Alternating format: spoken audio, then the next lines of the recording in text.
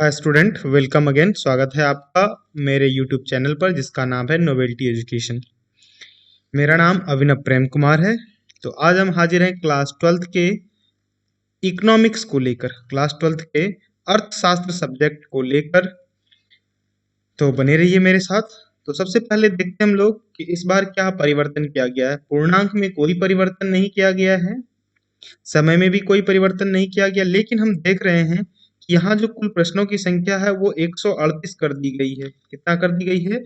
138। यानी अब double question पूछे जा रहे हैं। क्वेश्चन का जवाब आपको उतना ही देना है, लेकिन क्वेश्चन की जो संख्या है वो दुगनी कर दी गई है। तो बिना समय गवाए करते हम लोग स्टार्ट। हमारा आज का पहला क्वेश्चन होगा, देखते हैं।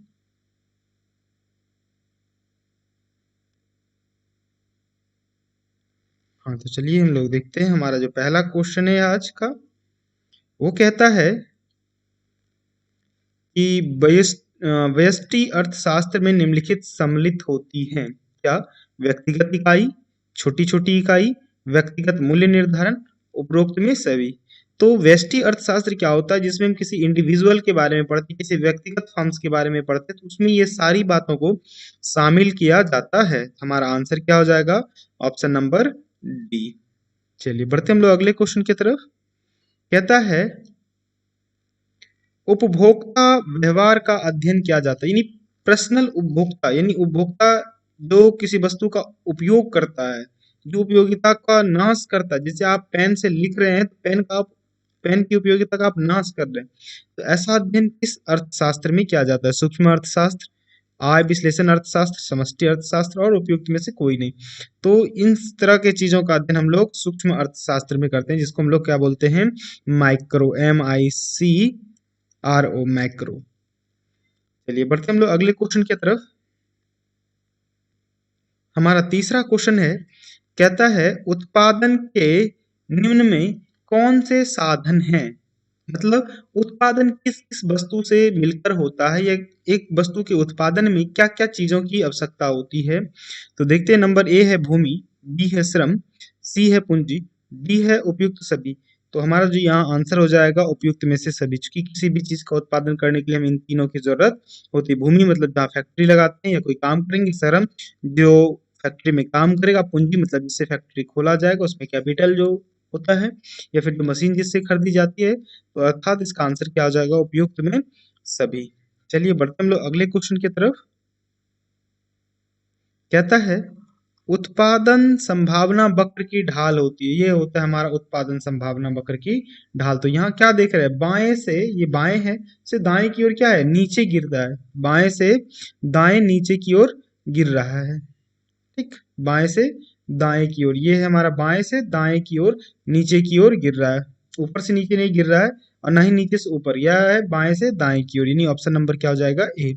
बढ़ते हम लोग अगला क्वेश्चन की तरफ। कहता है, साधनों के स्वामित्व के आधार पर अर्थव्यवस्था होती है। तो भाई केंद्रीकृत योजनाबद्ध अर्थव्यवस्था भी होती है, बाजार अर्थव्यवस्था भी होती है, मिश्रित अर्थव्यवस्था होती है, यानी कि उपयुक्त में सभी हो जाएगा, ऑप्शन नंबर डी। चलिए बढ़ते हम लोग अगले क्वेश्चन की तरफ। कहता है, उपयोगिता का संबंध किससे होता है? लाभदायकता से, नैतिकता से, मानव आवश्यकताओं की पूर्ति से, इनमें से सभी। तो लाभदायकता से भी है, जो जितना लाभदायक हो उसकी उपयोगिता उतनी ही अधिक होगी। नैतिकता भी है, मानव आवश्यकता की पूर्ति जो हमें चाहिए वो मिलता है हमको। और तो इसका मतलब इसका आंसर क्या आ जाएगा? उपयुक्त में सभी। चलिए बढ़ते हम लोग अगले क्वेश्चन की तरफ। कहता है, कॉफी के मूल्य में वृद्धि होने से चाय की मांग, सॉरी कॉफी है यहाँ। कहता है, चाय के मूल्य में वृद्धि होने से चाय की मांग बढ़ती है, क्योंकि कॉफी लोग छोड़कर चाय पे आ जाएंगे, तो क्या हो जाएगा? बढ़ती है, ऑप्शन नंबर ए। तो बढ़ते हम लोग अगले क्वेश्चन की तरफ। कहता है, मांग में परिवर्तन का निम्नलिखित में से कारण। तो भाई उपभोक्ता की आय में भी परिवर्तन, हम अभी 5,000 कमाते थे, 25,000 कमाने लगे, तो हमारा जो खाने पीने रहने का सब चीज बदल जाएगा। उसी तरह संबंधित वस्तुओं की कीमत में परिवर्तन ये भी है कि भाई चाय का कहाँ कीमत बढ़ गया तो वो कॉफी खरीदेंगे, कॉफी का कीमत बढ़ गया तो चाय खरीदेंगे। जनसंख्या वृद्धि होने पर इसका मतलब क्या? ऑप्शन नंबर डी क्या होगा? उपरोक्त में सभी। बढ़ते हम लोग अगले क्वेश्चन की तरफ। कहता है, ऋजु रेखीय मांग वक्र के मध्य बिंदु पर मांग की लोच। ये देखिए ऐसा है, मान लीजिए तो यहाँ क्या होगा? ई बराबर क्या होगा? मांग की लोच 0। क्या हो जाएगा, शून्य हो जाएगी। क्या हो जाएगी, शून्य हो गई। हम लोग ऐसे पढ़े थे। ये अगला क्वेश्चन है हमारा 10 नंबर। कहता है अल्पकालीन उत्पादन फलन की व्याख्या निम्नलिखित में किस नियम के द्वारा की जा सकती है। अल्पकालीन उत्पादन फलन की व्याख्या तो परिवर्तनशील अनुपात के नियम द्वारा। इससे परिवर्तनशील अनुपात के नियम द्वारा। यहाँ क्या बात हो रही है, उत्पादन फलन, तो ये तो बिल्कुल नहीं होगा, इन सारी बातें तो होगी नहीं। यहाँ है तो पैमाने का प्रतिफल नियम तो होगा नहीं, क्या होगा, परिवर्तनशील अनुपात के नियम द्वारा। चलिए बढ़ते हम लोग अगले क्वेश्चन की तरफ। कहता है अल्पकालीन उत्पादन की दशा में एक विवेकशील उत्पादक किस अवस्था तक उत्पादन करना पसंद करेगा। तो हम लोग देखते हैं, ये हमारा उत्पादन वक्र है और यहाँ हमारा क्या होता है, थर्ड स्टेज होता है। क्या होता है, थर्ड स्टेज। क्या होता है, पहले स्टेज में बढ़ता है, फिर दूसरे में घटते हुए दर से बढ़ता है, और फिर यहाँ तीसरे स्टेज के बाद क्या होगा, गिरना शुरू हो जाएगा। तो हम लोग कोई भी विवेकशील उपभोक्ता जो वो तीसरे स्टेज तक करेगा, तो तृतीय अवस्था तक। चलिए बढ़ते हम लोग अगले क्वेश्चन की तरफ।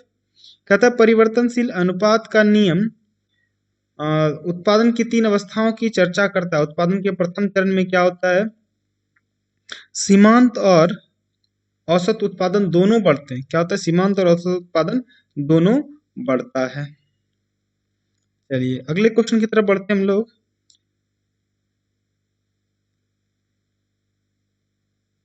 कहता है अल्पकालीन उत्पादन प्रक्रिया में निम्नलिखित में कौन सा साधन होता है। अल्पकालीन उत्पादन प्रक्रिया में निम्नलिखित में कौन सा साधन होता है। स्थिर साधन, परिवर्तनशील साधन। बिल्कुल होता है स्थिर साधन, वो जो मशीन वगैरह से होता है। परिवर्तनशील साधन मतलब उस पे किए जाने वाला लेबर की संख्या या फिर कैपिटल जो थोड़ा मोड़ा बदलाव किया जा सकता है। स्थिर भी होगा और परिवर्तनशील भी। तो ऑप्शन नंबर हमारा क्या आ जाएगा, सी। चलिए बढ़ते हम लोग अगले क्वेश्चन की तरफ। कहता है उपयोगिता की माप की जा सकती है। उपयोगिता की माप की जा सकती है मुद्रा के द्वारा, वस्तु के विनिमय द्वारा, वस्तुओं द्वारा, वस्तुओं के वजन द्वारा, इनमें से कोई नहीं। वजन द्वारा ये तो कोई बात ही नहीं होती है, ये भी नहीं होगा। वस्तुओं की विनिमय द्वारा ये भी नहीं। तो हम लोग किससे कर सकते हैं, मुद्रा के द्वारा। मुद्रा के द्वारा जिसमें कितना पैसा लग रहा है उसकी उपयोगिता उस हिसाब से होती है। जैसे कोई 5 रुपए का कलम है, कोई 25 रुपए का कलम है, तो 25 रुपए कलम की क्या है, उपयोगिता ज्यादा है। बढ़ते हम लोग अगले क्वेश्चन की तरफ। कहता है जब औसत उत्पादन यानी एवरेज प्रोडक्शन अधिकतम हो तब सीमांत उत्पादन। देखिए ये हमारा है एवरेज प्रोडक्शन, ऐसे करके ये हमारा यहाँ पे, और ये जो है मार्जिनल जो है ये एमसी ऐसे होता है, और औसत उत्पादन एसी एवरेज कॉस्ट ऐसे होता है। अब नीचे गिरने के बाद ये भी नीचे चला आएगा, लेकिन यहाँ क्या होता है, मार्जिनल कॉस्ट या तो जीरो कह सकते हैं या फिर एवरेज कॉस्ट से नीचे, औसत उत्पादन से कम होता है। तो यहाँ क्या लिखेंगे, औसत उत्पादन से कम होता है। चलिए बढ़ते हम लोग अगले क्वेश्चन की तरफ।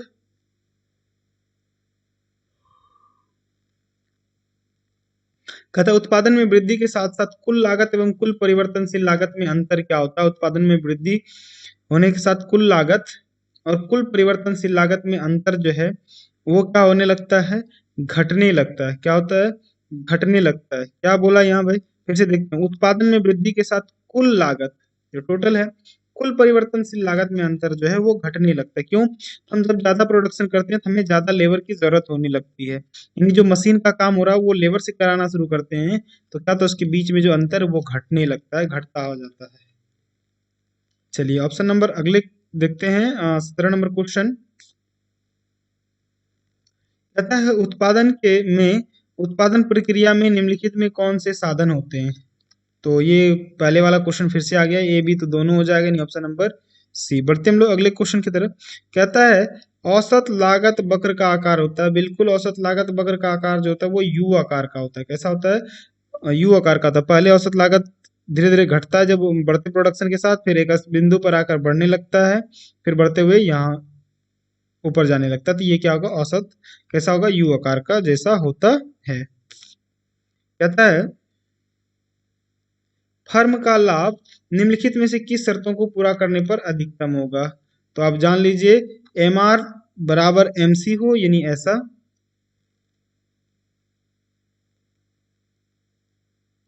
ये हमारा मार्जिनल कॉस्ट है, ये हमारा क्या है, मार्जिनल रिवेन्यू है। तो या तो दोनों बराबर हो, यहाँ पे कटे, या फिर क्या हो, जहां MC वक्र क्या हो, MR को नीचे से काटता हो। तो जहां MR बराबर MC हो, क्या हो, MR बराबर, यहाँ MR बराबर MC हो, या फिर जहां MC वक्र को MR नीचे से काटे, यानी उपयुक्त में दोनों हो जाएगा, यानी A और B। चलिए बढ़ते हम लोग अगले क्वेश्चन की तरफ।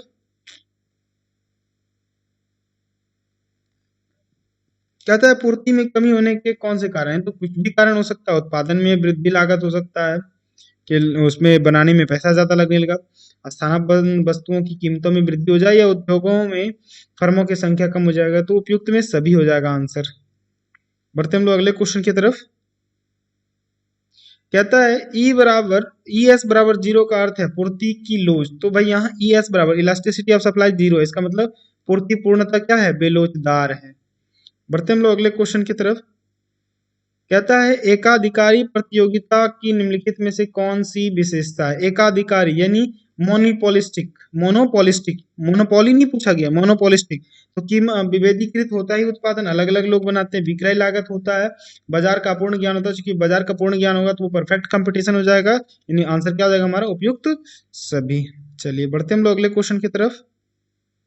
कहता है किस बाजार में औसत आय सीमांत आय के बराबर होती है? तो ये पूर्ण प्रतियोगिता में जो है कि ऐसा बात होता है, यानी MC बराबर MR, MC बराबर MR। तो बढ़ते हम लोग अगले क्वेश्चन की तरफ। कहता है वस्तु की कीमत एवं मांग के बीच प्रतिलोम संबंध पाया जाता है। तो किसमें?